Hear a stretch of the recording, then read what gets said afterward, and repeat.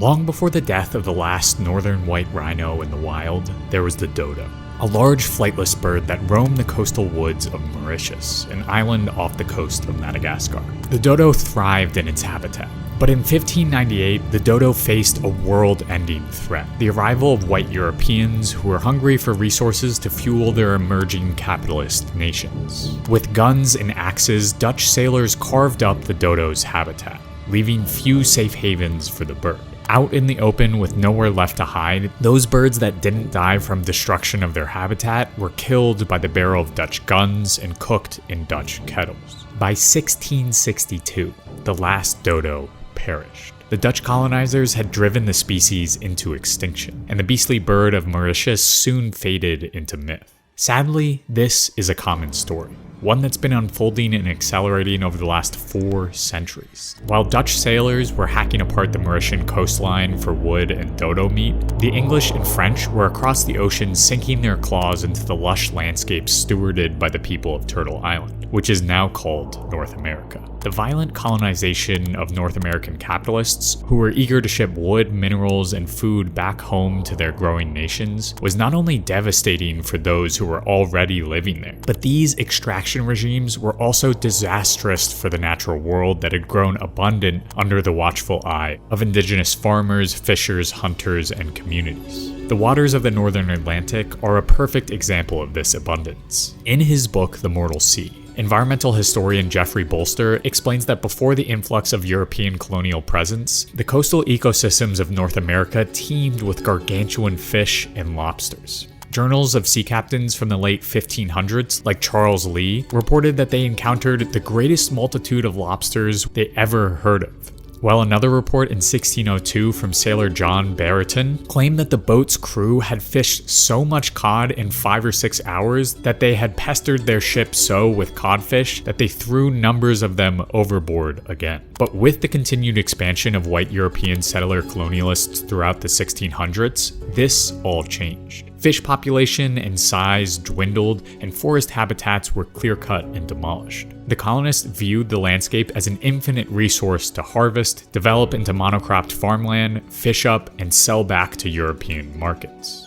As the flood of white bodies, axes, and guns permeated Turtle Island throughout the 17th, 18th, and 19th centuries, European colonists violently replaced various forms of indigenous land stewardship with commodity-based, profit-oriented systems. One early European invader, James Rozier, quite bluntly reveals this commoditizing worldview when he refers to the abundance of life in North America as the profits and fruits that are naturally on these islands. And environmental historian William Cronin points out in his book Changes in the Land that timber products were among the earliest merchantable commodities colonists sent back to Europe to repay their debts to financial backers. He goes on to write that in 1621, when the Pilgrims made their first shipment home, the ship's hold was laden with good clapboard as full as she could stow. As a result of this transformation from stewardship to commodification and extraction, the flora and fauna of North America suffered catastrophic losses. Bison were hunted to near extinction, the passenger pigeon, which once darkened the sky with its numbers, ceased to exist by 1914,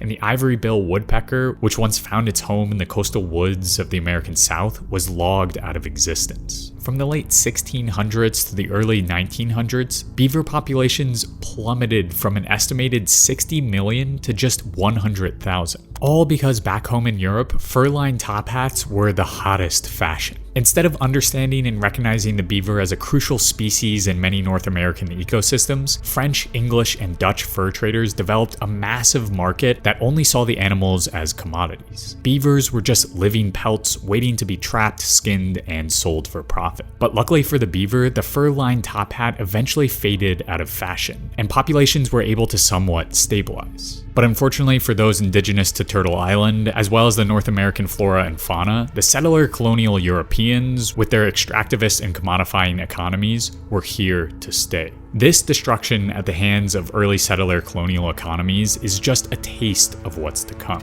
Because after all, our systems of production, our economies, are built on the foundation of thriving and biodiverse ecosystems. So when those ecosystems collapse, whether through the domino effect of the disappearance of a keystone species or through more general extinction and extraction, we are greatly affected. The absence of pollinator insects means the absence of crops in fields. The lack of kelp and mangroves along coastal waters means increased floods and fewer fish. The absence of the wolf means more deer and more disease. And that is just the tip of the iceberg.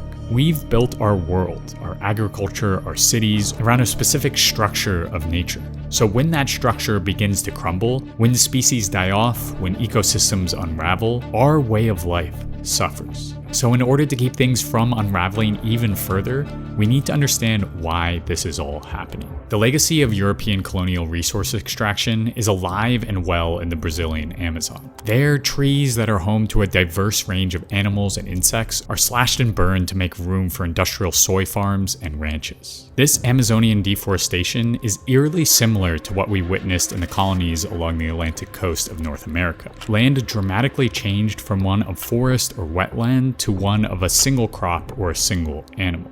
In short, we terraformed Earth. There are multiple drivers of the growing extinction rates we're witnessing today. And at the top of that list is land use change, or the transformation of habitat into a vastly different shape to the point where a species is not able to adapt to their new environment. And that sustained transformation of ecosystems into landscapes more suitable for industrial agricultural systems has spelled disaster for biodiversity. Species are being pushed to extinction because of land use change, and the last decade of deforestation along the edges of the Amazon rainforest are a perfect microcosm of this. As a result of habitat loss, over 10,000 species of plants and animals risk extinction along the Amazon. And those that are left alive after habitat loss and pressures of climate change must face the added threat of over-extraction. Much like the dodos of Mauritius or the gray wolves of Yellowstone, species extinction can be directly driven by the barrel of the gun or the snare of the net. Fish species around the world, like yellowfin tuna, are threatened because of our insatiable appetite for extraction of certain fish. And on land, we're seeing this everywhere, from the trade of ivory decimating the northern white rhino population, to African forest elephants on the brink of extinction for their tusks, or to pangolins hunted for their scales to put in medicinal products.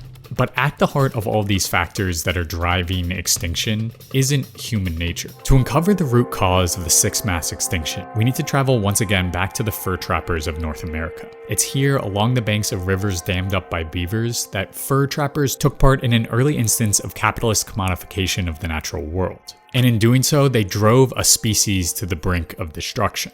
While there was certainly more at play, like shifting climates or the introduction of new diseases, many indicators point to the emergence of the European market economy throughout the North American landscape as a key driver of ecosystems change. Prior to the capitalist commodification of natural resources, transforming the very trees and animals into goods to be refined and sold for money, indigenous communities employed a range of tactics and land interventions that, while still impacting the landscape, did so in a way that minimized their footprint. Indigenous North Americans thrived under changing forest conditions not by intensively managing them, but by adapting to them and the changing environment. It was only with the introduction of monocultures of European seed strains, animals, and industrial logging that fed production across the Atlantic that we began to see the decline of species on a broader scale. As Cronin put it in Changes of the Land, New England ecology was transformed as the region became integrated with the emerging capitalist economy of the North Atlantic. Capitalism and environmental degradation went hand in hand.